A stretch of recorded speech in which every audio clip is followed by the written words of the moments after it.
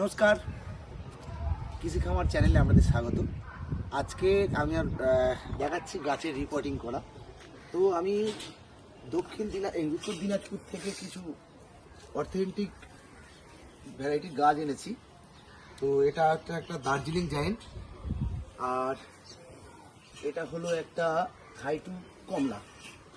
আমাদের এই মাটিতে প্রচুর ফলছে এই গাছগুলো, সুতরাং এই গাছগুলো দূর থেকে জোগাড় করেছি। আশপাশের অনেক নার্সারি আছে, সেখানে গাছ আছে অনেকটা কম পয়সা হয়তো আপনারা পেতে পারতেন বা আমি পেতে পারি, কিন্তু দূর থেকে নিয়েছি যে ভ্যারাইটিটা অরিজিনাল যাতে হয়। আমি যে বন্ধুর কাছে নিয়েছি গার্ডেনার ফ্রেন্ড, ওর খুব ভালো একটা চ্যানেল আছে, আপনারা গার্ডেনার ফ্রেন্ড দেখতে পারেন, দেখলে আপনাদের বাগান সম্বন্ধে অনেক আইডিয়া হবে। তো গাছগুলো নিয়ে এসেছিলাম, আজকে আমার কুরিয়ার সার্ভিসে এসছে। তো এই গাছগুলো আমি এখন প্রতিস্থাপন করবো একটি বালতিতে। তার আগে বলে নেই, এখানে যে প্যাকেটগুলো ছিল, প্যাকেটগুলো আমি কেটে বার করে দিয়েছি আস্তে আস্তে ব্লেড দিয়ে। অনেক সময় লেগেছে, ওগুলো ভিডিওতে আনলাম না। তো আমি করছি কি, এরকম একটা বালতি নেবেন, বালতির নিচে কয়েকটা ফুটো করে নেবেন বড় বড়। আর আমি এই প্রদীপ ব্যবহার করছি, কারণ প্রদীপটার ভিতরে ফাঁকা থাকে, জল নিষ্কাশন খুব ভালোভাবে হয়। প্রথম প্রদীপগুলো দিলাম, তারপর মুড়ি চালা বালি চালা যে মুড়িগুলো থাকে ওইগুলো দিয়ে দিচ্ছি আমি, কারণ যাতে ফুটোটা জাম না হয় মাটি দিয়ে। তো দেখতেই পাচ্ছেন। আর এবার আমি গাছ প্রতিস্থাপন করব।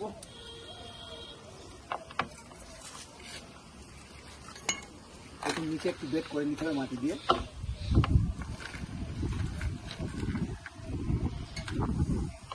এই মাটিটা তৈরি ভিডিও আমি আগে ছেড়ে রেখেছি, যারা দেখতে চান দেখতে পারেন।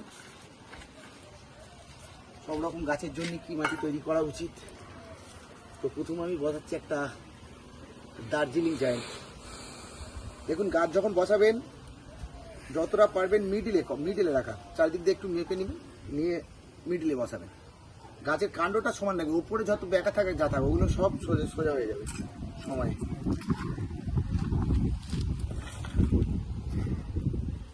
আগের বারে একটা রিপোর্টিং ভিডিও আমি ছেড়েছিলাম, তাতে মাটিটা ভিজে ছিল।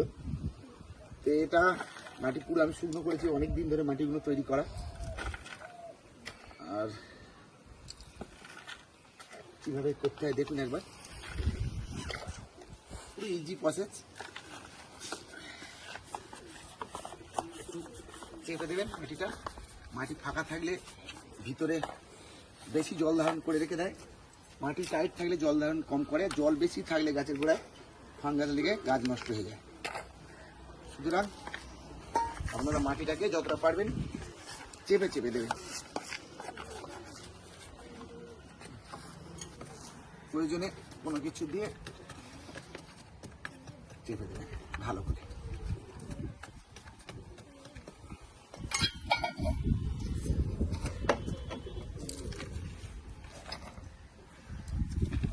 আর বালতি ভর্তি করে মাটি দেওয়ার কোনো প্রয়োজন নেই, কারণ এই জায়গাগুলো পরে যখন খাবার দেবো এই জায়গাগুলো তখন আমার কাজে লাগবে। এমনভাবে মাটিটা ভর্তি করার পর অফুরন্ত জল দিয়ে দিন, একদম ভর্তি করে।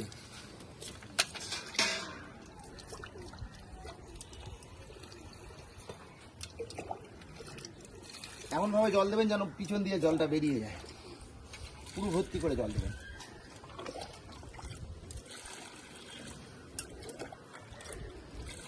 ব্যাস, এই গাছটাকে আমি কিছুদিন এখন ছায়ার মধ্যে রাখবো, কারণ অনেক দূর থেকে এসছে, এমনিতে গাছটা প্রচুর ধকল সহ্য করেছে। তো এখন গাছটা আমি ছায়ার মধ্যে রাখছি।